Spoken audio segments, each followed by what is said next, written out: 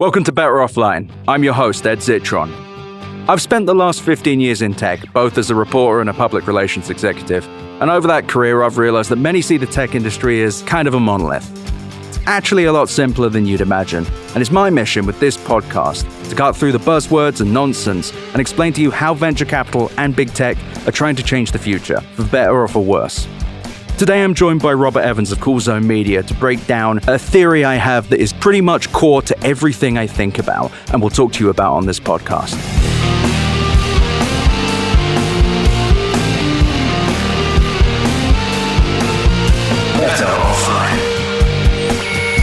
Thank you for having me, Ed. I love that we're coming on to talk about this because the concept you're about to introduce was like the thing that made me reach out to you about doing this show, or at least one of the major ones. I think everyone has this feeling that like something is fucked up and wrong. We can remember this period of like optimism about technology and the internet, and like not just feeling excited about like new shit that we could buy, but feeling excited about the things that technology was going to bring us, the promise of like the new digital age. And that all fell aside to be replaced by this looming sense of doom so quickly that I don't think a lot of us have a good idea about like why it happened. And you know what? I think that's actually a great place to start with a very simple question. Why does it feel like the tech we use every day is getting worse? Look, your search results, they're full of sponsored content and articles that don't actually answer any questions, or just a big thread of people asking the same question without ever getting an answer. Your friends aren't popping up on Instagram. You're constantly getting product emails, notifications, pop-ups, spam, emails from people you've maybe spoken to once to buy some doodad. But then you look at the news, and seemingly every tech company is making billions of dollars, growing at this alarming, almost unsustainable rate, all while laying off tens of thousands of people a year. And that's because there is a problem at the center of the tech industry, and actually the markets at large. It's a cancerous problem, and it's at the fabric of how capital is deployed in modern business. Public and private investors, along with the markets themselves, have become entirely decoupled from the concept of what good business truly is, focusing on only one goddamn thing. Only one noxious, shitty metric: growth. In the rot economy, products are made worse. Customers are abused. Labor is disposable, and executives are getting richer every single day. Now, growth in this case is not necessarily just about being bigger or better. It's just about more. It's always more. Everything must be generating more money, must be having a higher headcount even when laying people off. No, the problem here is growth in this case is not necessarily about being bigger or better. It's just about more. It means the company's generating more revenue, higher valuations, and gaining more market share. And then it's looking around and saying, that's just not enough. We must have more.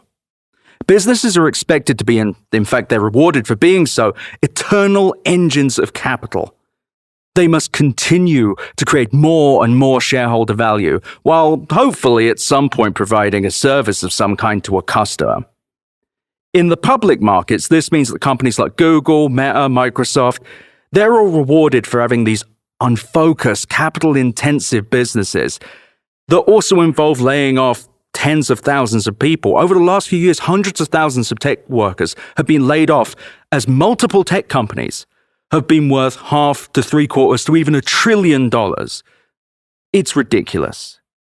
Yeah, it's I think like one of the really important things to nail in here is that like this isn't a question of profitability. The fact that you tie it to growth is so important because like the issue is not that these companies are not profitable. Like profit has nothing to do with these decisions. It's about, not at all. I mean, EBITDA does, which is basically like profit over costs and stuff. But it's like, it's this question of like growth, right? That if you're not returning this kind of algorithmically scaling growth, then your company is seen as a failure by a lot of the people who are responsible for like the financial decisions. And so all of these choices that are kind of choking the internet out and making the stuff we use every day work less it's not a question of the company can't be profitable if we don't do this. It's that we won't have the right number on a sheet to show somebody. And Microsoft is actually a really good example. So Microsoft, of course, they bought Activision Blizzard for $68 billion recently. They then, even more recently, downsized the gaming division at the cost of about 1,900 jobs.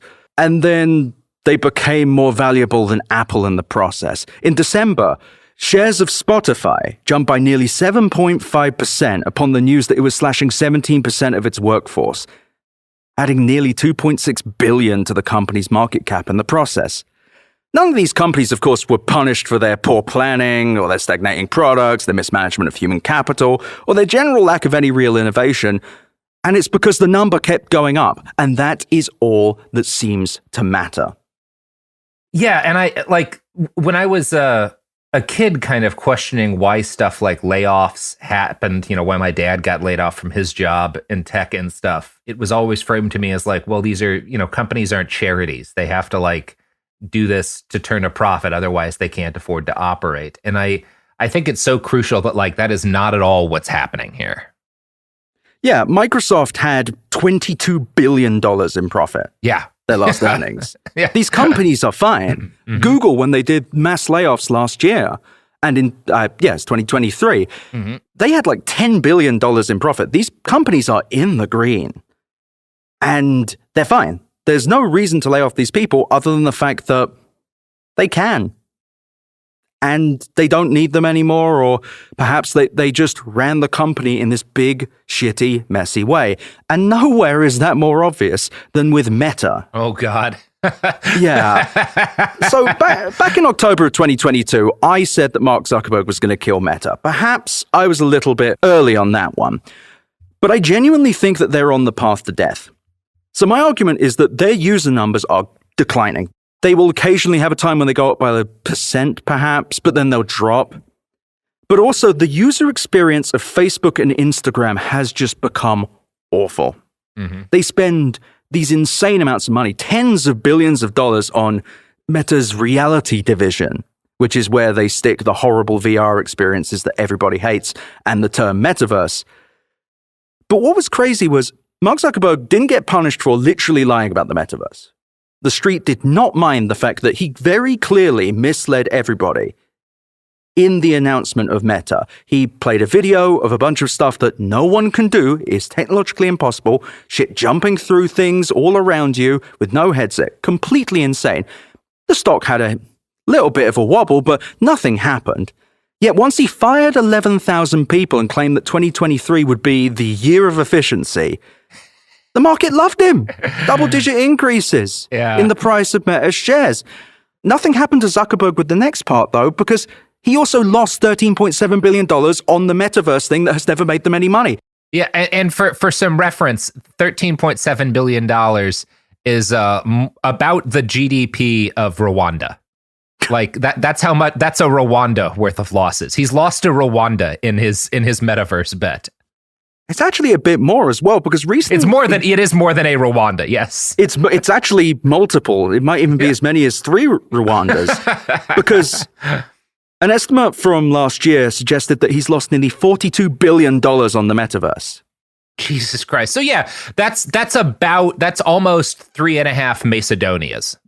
And it doesn't matter to the markets. You'd think a public company that makes its money, Meta, off of social media experiences and selling ads on them, you think the markets would care that Instagram, one of their largest products, one of their big money makers, an app for sharing and following your friends' photos and videos, no longer reliably shows you content from those you follow. That's because Meta must simply interrupt your feed with sponsored content based on an actually impossible to define amount of data. It is not obvious how they choose. There are things that have appeared on my Instagram that I've only ever said out loud. It's very strange. And this is because it doesn't matter if the product sucks, if Meta is growing by double-digit percentages, if they're making billions of dollars, even if they're fucking the user in the process. Another great example for you is Google. It doesn't matter that Google's AI-powered Gmail plugin literally makes up, it hallucinates email conversations. But because they put AI on Gmail, Google's market cap goes up. Everyone loves Sundar Pichai, despite the fact that he gets paid $280 million and lays off tens of thousands of people seemingly all the time. And it really doesn't matter. And this is one that really bothers me because I think we're all kind of stuck with Amazon. The Amazon experience is even worse. You go on there and you type spoon or spatula, and there's 87 different knockoffs with names that sound like someone had a seizure while typing that. Spatula, $11, will deliver in 3 minutes. But because Amazon is able to show double-digit percentages of growth every year, yay, it's fine. It doesn't matter that the product sucks. No. Only a few things really matter when it comes to big tech and their, outsized valuations. Layoffs, growth, and the promise of growth, no matter how faint or how speculative. The markets lack any long-term thinking. And they lack the analysis that would actually force businesses to become sustainable and make great products. And when I say sustainable, I don't mean anything about the environment. I mean, and this is a crazy concept, Robert, this one's going to really blow you away, that they make more money than they spend and don't have to fire people all the time. Wow. Yeah, what a concept in business. If the markets actually cared about sustainable companies that could last the test of time without constantly burning capital and firing people, the markets might not have ignored the fact that Meta got a $410 million fine from the EU under the General Data Protection Regulation, which is the laws that govern data use and customer data in Europe. And they also would have probably noticed the fact that European users now have to deliberately opt in to share their data. Now, as a little aside, Facebook makes their money off of using cookies and various other means of getting your data and then presenting you with ads based on that. Some of it comes from how you use the platform, but a lot of it comes from this very insidious, hidden tracking. What's happened here is that European users will no longer have that by default. That they will have to choose whether to help Mark Zuckerberg buy another fifth of Hawaii. Hey, just Maui. Oh, I'm sorry. Terribly sorry. I wouldn't want to hurt Mr. Zuckerberg. But what's really bad about this is statistically, users do not like opting into these things. Only about 25% of iOS users have chosen to opt in to app tracking, which was a feature that was actually added a few versions of iOS ago to your iPhone, your iPad, and so on and so forth. And by the way, this means that basically every app is kind of on notice if it's an Apple device. Now users know when they might be sharing their data. And it's genuinely a threat to a lot of the tech ecosystem that a lot of people don't know. In fact, Meta's business model is intrinsically linked to the repurposing of customer data into ad targeting. But the markets don't seem to care. And I get it. It might seem unthinkable that Mr. Zuckerberg's fancy party could come to an end, but we really need to be clear about something. Meta's core advertising models depend heavily on things that, in the next decade, will likely become impossible to do legally. They might not even be possible technically, because now Apple is adding app tracking transparency, which I've kind of mentioned with the iOS update. And this means that people are, first of all, aware of when their data is being shared, and they're probably going to tell them to pound sand. There are other different changes that are happening as well. Alphabet, which is Google, of course, they're going to be retiring third-party tracking cookies. Meta is kind of at a point where if anyone was paying attention, they'd be a little bit more worried. And that existential threat is why Mark Zuckerberg is so desperate to distract you with dreams of the metaverse. He's so desperate to make you think that Meta will be the thing that builds the artificial general intelligence, which is just a buzzword for an AI that can have kind of human-level intellect, despite the fact that most generative AI right now just makes shit up. And when you really look at it, and this is what confuses me about how much this company's worth, hundreds of billions of dollars, their other products don't make that much money. And Zuckerberg's last big idea, the one that he changed his goddamn company name for, lost them billions of dollars. 42 billion, probably be 60 billion next year. Mm-hmm. God, and yeah, that's the like street loves 6 them. or 7 Macedonias, yeah. Multiple Macedonias there. Since I published my original thoughts on the rot economy, their share price has more than doubled. It was $177 then, and it's now $400 right now. It's despicable.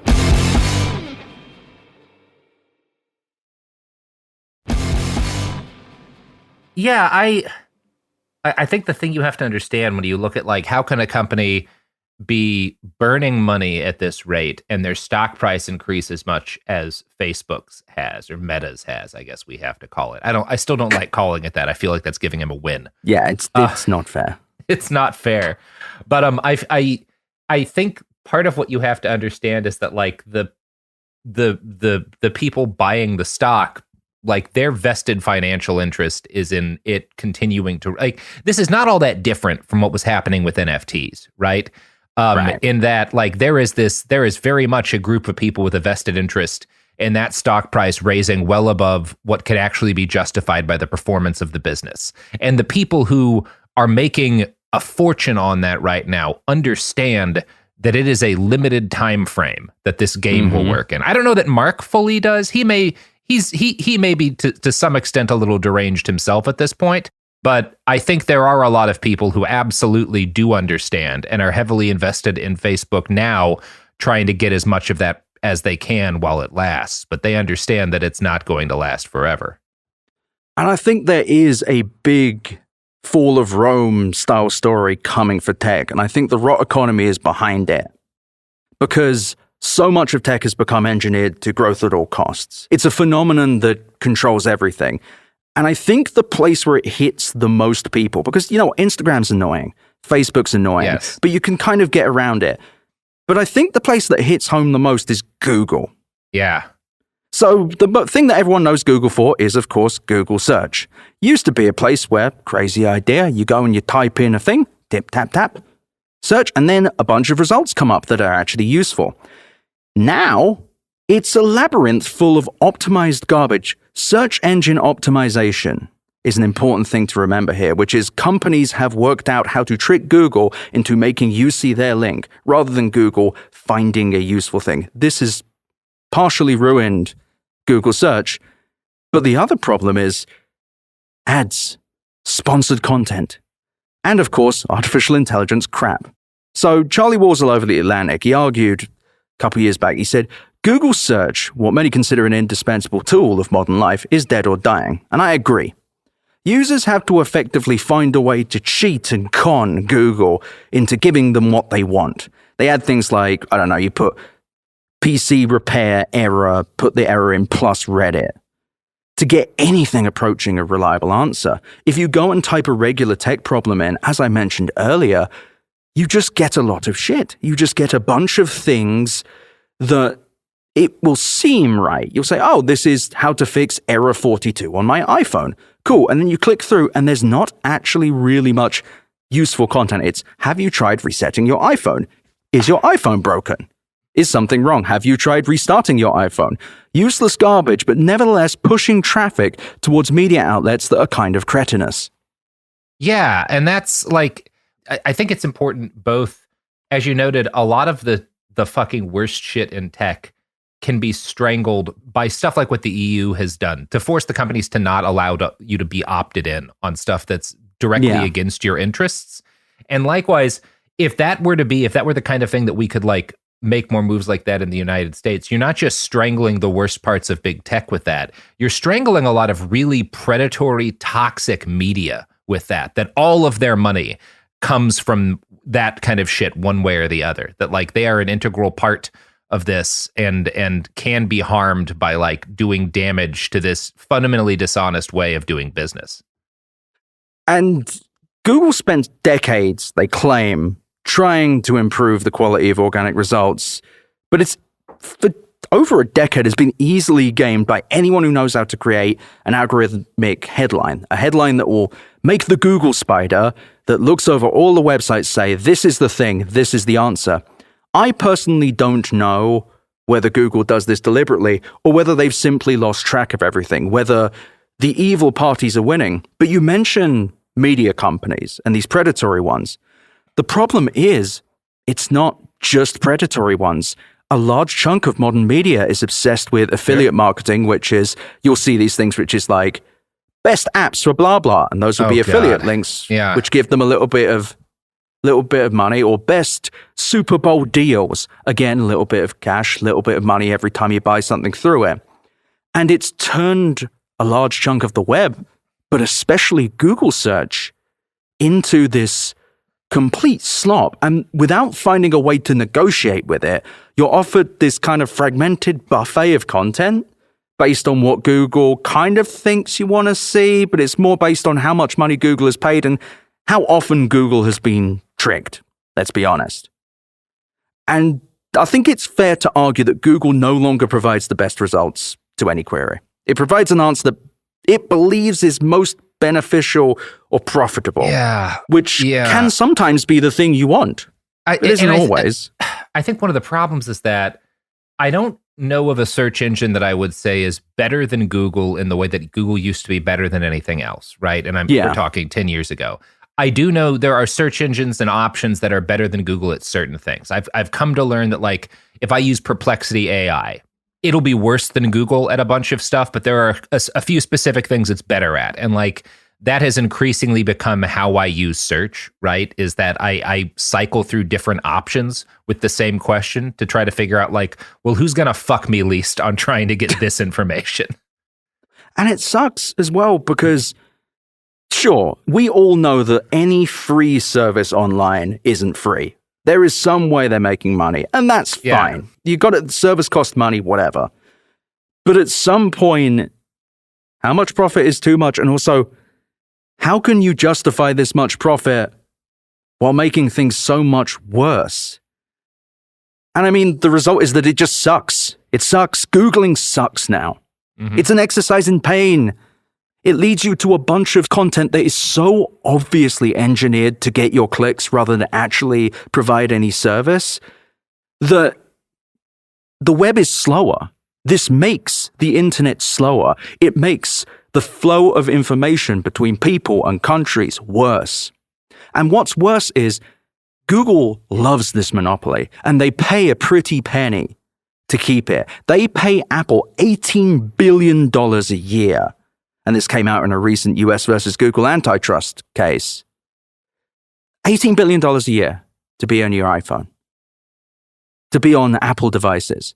It's not because they're better. It's not because Apple even thinks that they couldn't do better. This is specifically to stop Apple trying and to make your lives worse so that Google can make their search worse to make more money and give Sundar Pichai $280 million. And it's depressing. It's something that makes me, I have to fight the cynicism every time I use Google. This is a problem that hits billions of people. This is a real thing. And this isn't an attack on any journalistic outlet, but where the fuck is the horror here? This is a horrifying thing. Yeah. This would be like if certain freeways just randomly led you to a different place because someone paid the DOT money. It would It's be ridiculous. like if we had I don't want to oversell this, but like what we're talking about is there was a brief period that for the first time in human existence, all knowledge ever collected and earned by human beings was easily accessible to the vast majority of people if they had an internet connection. And that is becoming no longer the case with rapidity. And it is a problem akin to like if we had a cure for cancer and then we decided to start like breaking it if you didn't buy like the pancreatic cancer bonus pack. Like it is that big a problem. Like when you think about like what it means for all human knowledge to be accessible and then to throw that away so that Sundar Pichai can get $280 million a year, it is an obscenity. And then you have the level up from that as well as, think about it from those of us who spend, 22 of our 24 hours a day online, we're aware of what SEO content looks like, search engine optimization there. Content that is built just to rank highly on Google to send money to an outlet and traffic to an outlet. We know what that looks like. We know when we are being misled. We know when the flow of our information is being interfered with. I don't argue that most people do, and this isn't their fault. This is a nuanced topic, but this is horrifying. Google has, like every major tech company, focused entirely on what will make revenues and market share increase, even if the cost of doing so is just destroying its entire legacy and interrupting the free flow of information around the world. Last year, they launched their own Bard AI to compete with Bing, Microsoft's search engine, and their ChatGPT integration. By the way, ChatGPT, all these generative AI things, yeah, they make stuff up. They hallucinate it. Oh yeah, no, they hallucinate more than I do. And I did permanent damage to my brain by experimenting with Shulgin chemicals. And what was crazy was Bing AI came out and immediately started hallucinating things. Bard AI, Google did a media day and they showed a demo of Bard AI, and you thought for a second, oh shit, this might replace search engines. This might be a moment where they sell us back an experience we had before. And then literally in the demo, it made a factual error. Yeah. Google attempted to sell us back search engine results and then provided us just another broken Google. Kind of like ChatGPT is just a broken form of knowledge. Well, and didn't they also, or was that Microsoft that absolutely like lied in the demo and like it pretended that they were showing live results when it was really something they'd curated? I'm not sure which one it was, but seemingly every company does some sort of con like this. It sucks, and it doesn't help anyone. And you'd think, and we're describing what is a big shitty mess. We're describing something that affects billions of people, that was decayed, a very important product. You'd think the markets would respond negatively, and you would be wrong. There was a couple percentage points that got shaved off Google when they had that initial wobble with Bard AI, and then it went right back up. The markets, they bloody love that Microsoft is invested in ChatGPT. They love that OpenAI is partially being meddled with by Microsoft, despite the fact that that company does not make any profit. And that's because the markets do not prioritize innovation. They don't prioritize sustainable growth, companies that can last on their own without screwing over customers. They don't care about stability. The result is that companies don't function with the intent of making good businesses anymore. They want businesses that kind of seem right, they kind of feel good, and they sell a product and they make money, but they don't really care about anything else as long as it keeps growing exponentially, 10, 11, 15, 20% every quarter. It's disgraceful.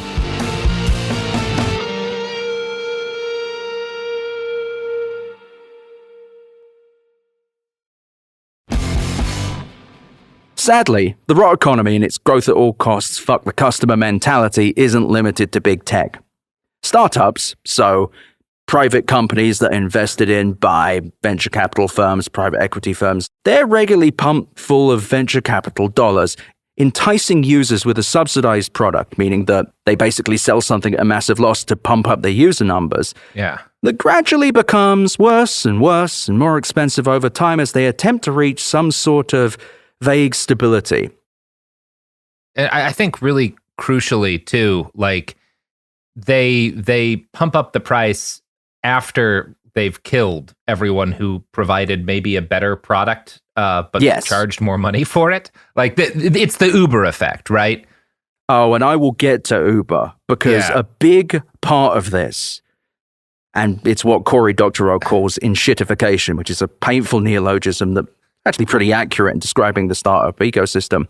A big part of that is they get pumped full of these venture dollars and they become these horrifying companies that are not good companies. They burn capital, they barely make anything, but they destroy businesses that, say, run based on offering a product that users pay for that is priced higher than the cost of the product, making the company something known as profit.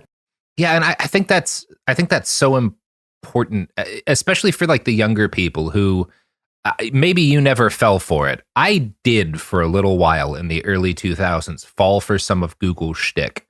Because the thing that they delivered for a while was miraculous. It was great. Using Google before it existed, when it first came out, like the degree to which it was superior to any other way to access knowledge that had ever existed was wild. And like you wanted to believe maybe these people are not a bunch of fucking demons.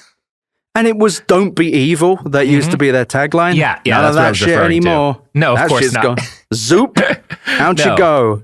Now it's "Don't, be evil" with an exclamation mark like Lionel Hutz. They did a Lionel Hutz. And I don't know. It's a fool me once sort of situation. I'll never love again. Yeah, it is enough. And seeing Google decay, by the way, really has. That's what's jokified me. That's what's driven me a little insane. But then when you look up the startup side and when you're aware of the rot economy and you're aware of enshittification, you can kind of watch it in real time. And it drives you a little crazier still, because there is a very abusive cycle here.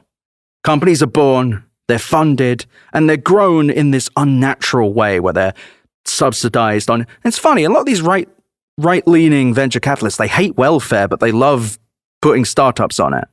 Because venture capital exists in many ways at times in the tech industry to keep companies alive that should be left to die.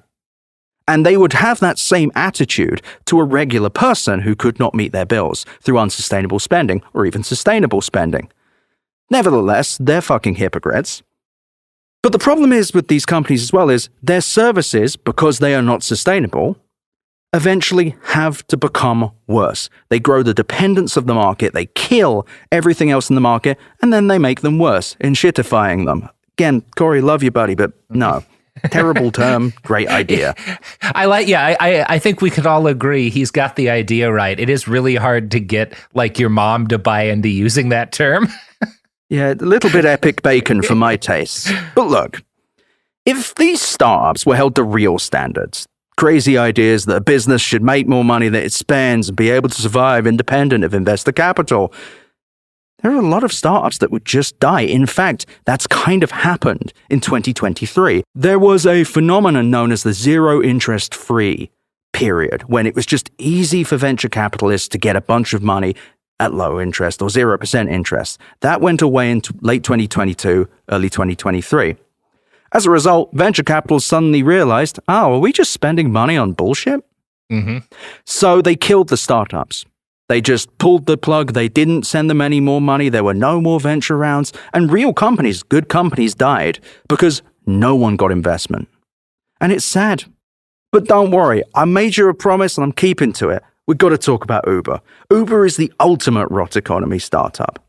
Yeah, it was the thing where, unlike with Google, there was no like trade-off, right? Like nothing was getting harmed. With Uber, you always knew the company was evil, but also it was so much easier to get a fucking ride when you were like hammered, right? Like it did make a problem go away for a lot of people. Yeah. And at first it wasn't, when Uber launched in 2011, it was mostly with like town cars, black cab services. So when we call them back home, I guess you could just livery. I don't know. There's an American term, I'm sure. But nevertheless, you were getting these Lincoln town cars. And you were able to call them, and it was kind of magical. And you were like, oh, wow, we could do this. Eventually, they'd launch Uber X. Anyone can pick up a phone and start driving their car for money with Uber. The press at the time, because everyone was kind of still thinking that tech was the good guys, kind of let it go by that these people were paid below minimum wage. They had questionable insurance policies. And absolutely no goddamn profit. They were screwing the drivers while also not actually building a sustainable company. Very confusing to me. Uber only became profitable last year. They had a $326 million operating profit in August of 2023. To get there, it had to burn $32 billion. Hey, you gotta spend money to make money. Yeah, what an incredible return. But for the sake of clarity, it's also worth noting that Uber had previously reported profitable quarters, but they didn't come from actually providing rides or delivering food or any kind of business. They were just selling stuff they'd bought. It's just... Uber frustrates me. Their business model is just incredibly precarious and relies exceedingly heavily on governments failing to impose labor laws. So much of their existence is predicated on being able to screw general contractors. Its continued existence would not have happened without bullying local authorities, without local authorities ceding ground to these companies. Because at the time they were like, yeah, taxis kind of suck. Taxis are bad, sure. And of course Uber needed a bunch of money, with the largest amount of that coming from the Saudi Sovereign Wealth Fund, $3.5 billion. And also, Uber just burns capital. They burn billions of dollars, and their share price has doubled in the last year and now has a larger market cap than Ford and Stellantis combined. The markets are on crack. It's so fucking frustrating. It's like if It's like if there were a network of guys running those shell games where you put like $1 in one of 3 cups, right? And some VC guys were like, hey, just give someone money every time they pick a cup, no matter what cup it is. And then we'll also buy up all of the ATMs and shut them down. So this is the only way to get cash, right? Like that's almost the way that it works, right? Like it is replacing something that like cabs needed to be, I hate to say this, disrupted, right? Like it was a business that existed. The system was not working. Exactly. There needed to be a way for you to like get one wherever you happen to be or whatever, and do it through your phone and not have to like fucking call a cab company. Like there was a degree to which innovation needed to happen. But one of the side effects that, I mean, in addition to the stuff you've brought up, is that like it's so much less safe. You have no way of knowing if your driver is either qualified or going to like sexually assault you, like which is the thing that happens a lot. I had an Uber driver last year when my parents were here in beautiful Las Vegas, Nevada, who was very clearly drunk and just mumbling swear words the entire time. I reported it to Uber and they were like, yeah, that sucks. We'll make sure you're not paired with him again. Thanks. I hope he doesn't crash his car. Yeah, cool. And the thing is, the punishment should come from the markets. It really should. The markets, if the free markets actually functioned in the way that guys with Grecian statue avatars claimed it did on Twitter, then the market would deal with this, but it doesn't. But there is actually another culprit, and that's the media. They kind of fuel the growth mongering. CNBC, for example. I generally like CNBC, but the way they report earnings, and many people do, lots of different media companies do this, they don't acknowledge the fact that Uber just burns money, that they spent 15 goddamn years burning money, that they have an unsustainable business, that Travis Kalanick, who's long since departed, obviously, was running a very mob-esque thing where he'd sidle in with Bradley goddamn Tusk, a form of lobbyist PR creature that he found in Mordor, and just bullying local markets until they agreed. He would just launch Uber places and be like, what you going to do about it? And then the local markets would say, yeah, we're going to do something. And then nothing would happen and Uber would be made legal and local. And just to be clear, if you don't know this about your Uber driver, every time you take Uber and you think, oh, I've paid $20 for that, the driver gets like less than half, I believe. Oh, yeah. They get screwed and they don't have insurance in many cases, or they're not insured. And this is a very technical thing, but this is important to know. When your Uber driver has you in the car, oftentimes they're insured. When they don't, when they're just driving around, they oftentimes need different insurance because they're not running a business while they're driving around. These are the kind of things that happen when you don't have strong labor laws, when you don't have the government protecting workers. It's frustrating. And like, I can understand why the media probably doesn't want to cover this, because otherwise the markets would be varying levels of, yeah, this company sucks, this one sucks, also this one's bad. Uber, they really just don't make enough money to really make sense. And if they had, I don't know, 10, 20% drop in riding, I mean, they'd probably fall apart. They don't want to say that, so they just want to just look at it. They just want to go, okay, here is what's happening today. Uber also really cannot be killed now. And that's a horrifying future we live in, and a horrifying present, I guess. And because people keep buying the stock, it's a valuable company. And it's valuable in the eyes of markets that seemingly have cataracts.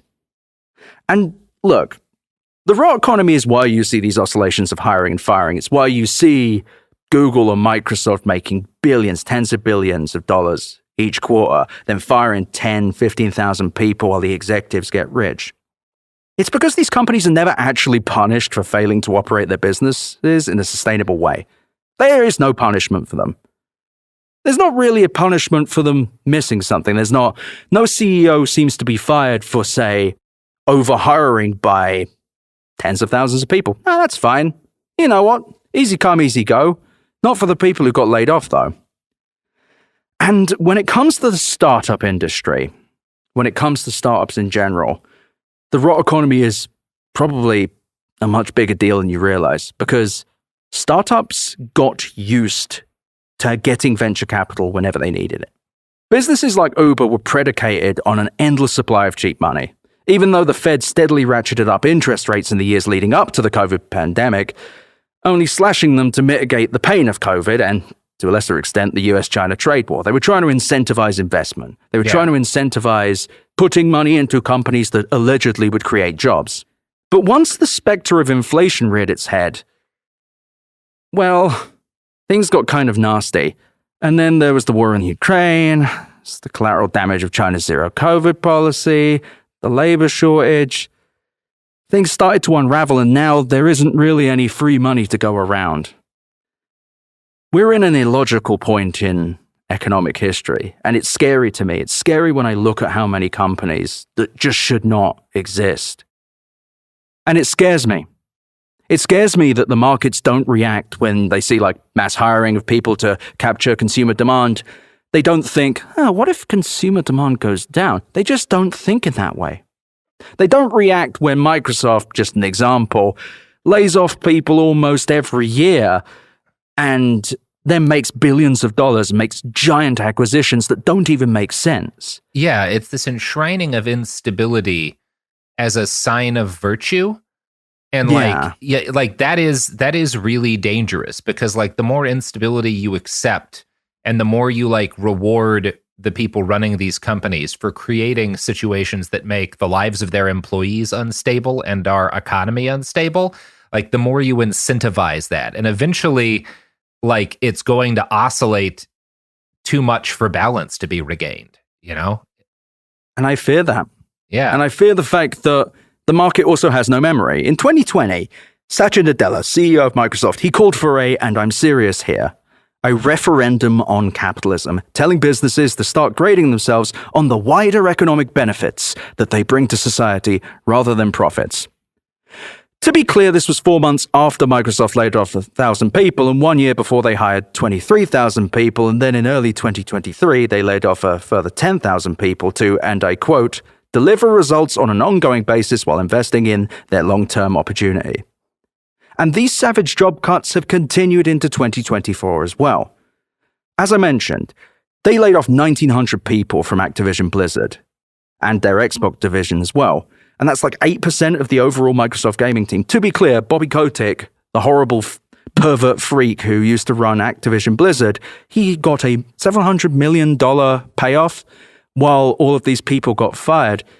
And then a week after laying off these people, Microsoft would report solid second quarter earnings. They beat expectations in both revenue and profit, and they became the most valuable company in the world in the process. Human capital used as food and fuel for the rich. And I hate to get that kind of alarmist, preachery feeling, but that is what is happening. And it's something that people need to realize and look at and scream at, because it's disgraceful. Real people with real problems lose their jobs. And I know tech workers get paid more, whatever. There's still people with mortgages, with rent, with families, with children. Satya Nadella has billions of dollars. He's fine. Bobby Kotick, who was a reprehensible guy, oversaw a period of multiple alleged sexual harassment things over at Activision. Paid off. Unfathomably rich.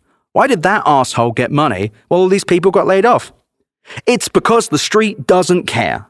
It's because the street doesn't see that as a problem. They don't see moral problems or even logical problems like, we could have saved a bunch of money. No, they want to reward the people that buy into their wretched, rotten system. It's a scummy way of running a business that society and the market seem to deeply appreciate. And it's actually killing innovation. It rewards bad ideas that make lots of money. It rewards shitty businesses that fail their customers but make tons of money. And it rewards abusing customers in a way that I find wretched. Yeah, it is disgusting the degree to which the wealth of the billionaire class and I guess even to be even more specific, the CEO class hinges upon the regular human sacrifice. Like, that is what they're doing. Like, part of why they hire people is so that you can do these big layoffs when you need to do them in order to increase stock value enough to hit whatever your bonus target for that year or that quarter is. Like, it is very much just human sacrifice, so that they can get an extra however many $1 million a year that fucking bonus provision in their contract gives them. what's crazy is there are guys like Mark Benioff who runs Salesforce, again, another company that burns billions to make millions. That guy has laid off tens of thousands of people, all while getting these glossy cover stories that talk about his Ohana philosophy, where everybody's important up until the point that they're not. And also, listeners, if you want to email me, easy@betteroffline.com, do you know what Salesforce does? Because I know multiple people who pay for it who don't. They have that big tower with a shitty screen on top of it.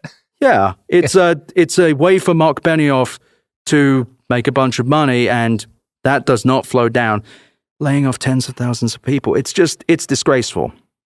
But you know what? It does begin somewhere, and I've kind of hinted at this with Uber, but it's important to realize how much of this comes from this much more reckless, ugly, and violent form of funding. I'm talking, of course, about venture capital. Venture capitalists are sometimes firms who get money from something called a limited partner. So they get a pool of money that they invest in startups using their alleged smarts to pick the winners of the future. And then when they put that money into these companies, they hope that this company will either go public, much like Uber did and Facebook did, or be sold to another company. And when you look at many of the problems that you find in the tech industry, when you search for something, you think you've said the right thing and just 11 lines of nonsense pop up, or you go to look at your grandmother's pictures on Facebook, but someone tries to sell you a fitness supplement, this is what's happening. The rot economy is working against you. The CEOs of the companies, of the products you're using, they don't care. They care as much as they need to monetize you, but deep down, they're going to choose themselves and their shareholders and their board members way before you. And they currently have all the power in the web. I'm scared, but I don't want you to be. I want to inform you about how this is happening. I want the Better Offline podcast to be a place where you can understand, where you can be educated about how you are being conned, about how they are monetizing your digital lives. And I very much look forward to telling you more about this in the future. Thank you for listening. Please check out betteroffline.com and email me at easy@betteroffline.com if you've got any thoughts. Thank you, Robert, so much for joining me, by the way. I very much appreciate the Cool Zone Media rocks. I've very much enjoyed building this with you. Yeah, I'm excited to hear what you come up with next and continue this conversation, because I think you're putting like a name to a demon that has been like haunting all of our nightmares for a while now. And that's not, the only thing that you need to do to beat it, but it's certainly where like turning back the tide starts. And I really look forward to walking through these problems with you and many other incredibly smart people in the future.